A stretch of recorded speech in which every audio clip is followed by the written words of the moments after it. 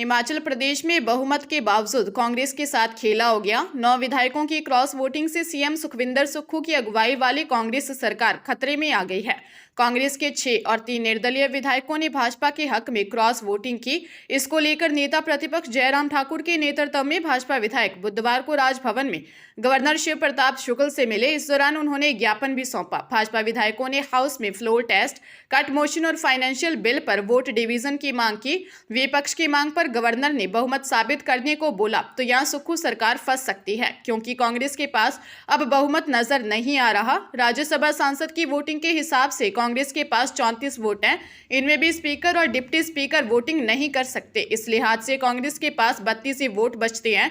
इस लिहाज से बीजेपी के पास अब संख्या बल ज्यादा लग रहा है। कांग्रेस के लिए थोड़ी राहत की बात यह है कि एंटी डिफेक्शन लॉ पार्टी विधायकों को सरकार के खिलाफ वोट डालने की अनुमति नहीं देता। उधर हिमाचल को लेकर कांग्रेस हाईकमान एक्टिव हो गई है। हरियाणा के पूर्व सीएम भूपेंद्र हुड्डा और कर्नाटक के deputy CM DK Shivakumar को संकट सुलझाने की जिम्मेदारी दी गई है। दोनों नेता आज शिमला पहुंच सकते हैं। बागी विधायक चाहते हैं कि सीएम को बदला जाए। इसी बीच हिमाचल डीजीपी ने शिमला में अतिरिक्त पुलिस बल तैनात किया है। दूसरे जिले में रिजर्व बटालियन बुलाई है। फ्लोर टेस्ट से पहले हिमाचल सरकार के लिए बड़ी चुनौती फाइनेंशियल ईयर 2024-25 का बजट पास कराने की है। पूर्व निर्धारित शेड्यूल के अनुसार कल यानी 29 फरवरी को सदन में बजट पास करना है, मगर सरकार इसे आज भी पारित करने के लिए सदन में ला सकती है। जानकारों की माने तो बेशक कांग्रेस विधायकों के राज्यसभा चुनाव में एंटी वोट किया है, लेकिन बजट पारित करने में वह एंटी वोट नहीं कर सकेंगे, क्योंकि मुख्य सचेतक ने पहले ही व्हिप जारी कर रखा है। इसकी अवहेलना पर पार्टी विधायकों के खिलाफ कार्रवाई कर सकती है। कांग्रेस विधायकों के क्रॉस वोट ने 14 महीने पहले बनी सुक्खू सरकार की टेंशन बढ़ा दी है। हर्ष महाजन की जीत से भारतीय जनता पार्टी के हौसले बुलंद हो गए हैं। अब जगत प्रकाश नड्डा की जगह हर्ष महाजन राज्यसभा जाएंगे। हैरानी इस बात की है कि सोमवार रात को कांग्रेस के सभी एमएलए ने विधायक दल मीटिंग में मुख्यमंत्री के साथ डिनर किया। मंगलवार को वोटिंग से पहले विधायकों के साथ ब्रेकफास्ट किया, मगर मुख्यमंत्री सुक्खू स्थिति को नहीं भांप सके, जबकि इसकी स्क्रिप्ट उसी दिन लिख दी गई थी। और जब बीजेपी ने वीरभद्र के करीबी हर्ष को उम्मीदवार बनाया, मगर सुक्खू आखिरी वक्त तक विधायकों की नाराजगी को नहीं भांप सके और सीएम सुक्खू देर शाम तक जीत का दावा करते रहे। नतीजा यह है कि आज सरकार खतरे में आ गई। कांग्रेसी विधायकों में सुजानपुर के राजेंद्र राणा, धर्मशाला के सुधीर शर्मा, कुटलैहड़ के देवेंद्र भुट्टो, बड़सर की आईडी लखनपाल, लाहौल स्पीति के रवि ठाकुर और गगरेट के चैतन्य शर्मा ने क्रॉस वोट किया है। इसी तरह निर्दलीय देहरा होशियार सिंह, नालागढ़ से केएल ठाकुर और हमीरपुर से आशीष शर्मा ने भी भाजपा प्रत्याशी के पक्ष में वोट दिया। इससे पहले नेता प्रतिपक्ष जयराम ठाकुर ने कांग्रेस विधायक सुदर्शन बबलू को वोट पर सवाल खड़े किए। उन्होंने कहा कि मुख्यमंत्री सुक्खू सुदर्शन बबलू को सरकारी हेलीकॉप्टर से होशियारपुर से शिमला लाए और शिमला में मुख्यमंत्री खुद उन्हें रिसीव करने गए। यह सरेआम चुनाव आचार संहिता का उल्लंघन है। हिमाचल विधानसभा में कुल 68 सीटें हैं। नवंबर 2022 में विधानसभा चुनाव के लिए वोटिंग हुई थी और 8 दिसंबर 2022 को चुनाव नतीजे आ गए। इसमें कांग्रेस को 40 और भाजपा को 25 सीटें मिली। 3 सीटों पर निर्दलीय विधायक जीते। हिमाचल में राज्यसभा की एक सीट अप्रैल में बीजेपी के राष्ट्रीय अध्यक्ष जेपी नड्डा का कार्यकाल पूरा हो जाने के कारण खाली हो रही है। यहाँ राज्यसभा चुनाव जीतने के लिए कम से कम 35 विधायकों के वोट जरूरी हैं।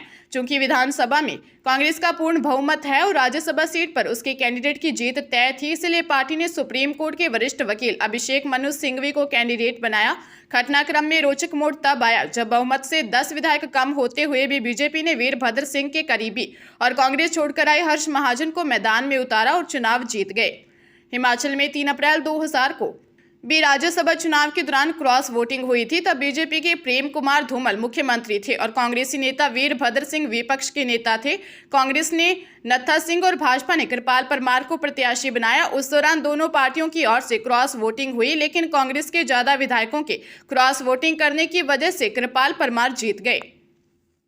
हिमाचल प्रदेश में पहली दफा सत्तारूढ़ कांग्रेस राज्यसभा चुनाव हारी है। इस हार का बड़ा कारण मुख्यमंत्री सुखविंदर सुक्खू की मिसमैनेजमेंट माना जा रहा है।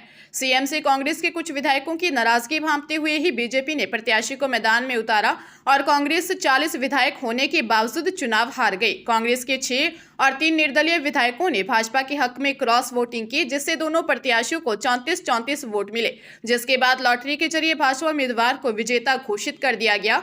सीएम सुक्खू की सबसे बड़ी चूक पार्टी के विधायकों की नाराजगी को हल्के में लेना माना जा रहा है। राजेंद्र राणा और सुधीर शर्मा ने कई बार सीएम के समक्ष कई मसले उठाए। राणा ने तो सीएम को 2 बार खुला पत्र भी लिखा। इसमें राणा ने पूर्व भाजपा सरकार में पुलिस कांस्टेबल पेपर लीक मामले में डीजीपी को हटाने की मांग की, क्योंकि विपक्ष में रहते हुए कांग्रेस ने डीजीपी को पेपर लीक का मास्टरमाइंड बताया था और राजभवन के बाहर प्रदर्शन किया। राणा ने इसीलिए उन्हें हटाकर पेपर लीक के दोषियों को कड़ी सजा देने की मांग की थी। इसी तरह राणा ने लटकी हुई भर्ती परीक्षाओं के परिणाम भी जल्द निकालने, बेरोजगारों को नौकरी देने, स्टाफ सिलेक्शन कमीशन बहाल करने जैसे मुद्दे उठाए। विधायकों के साथ साथ कांग्रेस संगठन की भी सरकार पर अनदेखी के आरोप लगते रहे हैं। पार्टी प्रदेश अध्यक्ष प्रतिभा सिंह ने एक बार नहीं कई बार इसकी शिकायत पार्टी हाईकमान से की। यहां तक कि जब सरकार ने 1 साल का जश्न कार्यक्रम धर्मशाला में आयोजित किया तो उसकी जानकारी तक पार्टी की प्रदेश अध्यक्ष को नहीं दी गई। इससे संगठन और सरकार में तनातनी देखने को मिली। यही नहीं, 3 मंत्रियों को विश्वास में लिए बगैर उनसे विभाग वापस लिए गए। कांग्रेस के कई विधायकों ने सरकार बदलने पर अफसरों को ट्रांसफर करने की मांग की, मगर व्यवस्था परिवर्तन का नारा देकर सत्ता में आए सीएम सुक्खू ने न मुख्य सचिव, न डीजीपी और न ही लंबे समय तक अधिकतर जिलों के डीसी बदले। इसमें भी सीएम के खिलाफ विधायकों और पार्टी वर्कर में नाराजगी बढ़ती गई। कांग्रेस सरकार में अब तक ज्यादातर नियुक्तियां एक गुट से जुड़े लोगों की हुई हैं। ज्यादातर नियुक्तियों को कैबिनेट रैंक दिए गए। इस पर भी राजेंद्र राणा ने खुलकर प्रहार किया और कहा था कि बिना चुनाव लड़े कैबिनेट रैंक पाने वाले विधायकों को दबाने का प्रयास कर रही है। जिन लोगों ने चुनाव में पार्टी प्रत्याशियों के खिलाफ काम किया उन्हें सरकार में पद दिए जा रहे हैं। सीएम ने दूसरे कैबिनेट विस्तार में जरूरत से ज्यादा देरी की और प्रेम कुमार धूमल जैसे दिग्गज नेता को हराने वाले राजेंद्र राणा तथा पूर्व मंत्री सुधीर शर्मा की अनदेखी कर दी। यही अनदेखी आज कांग्रेस सरकार पर भारी पड़ी है, क्योंकि इन दोनों नाराज विधायकों को ही क्रॉस वोटिंग का सूत्रधार माना जा रहा है। सरकार की अनदेखी की वजह से कांग्रेस नेता भी अब पार्टी का दामन छोड़ने लगे हैं।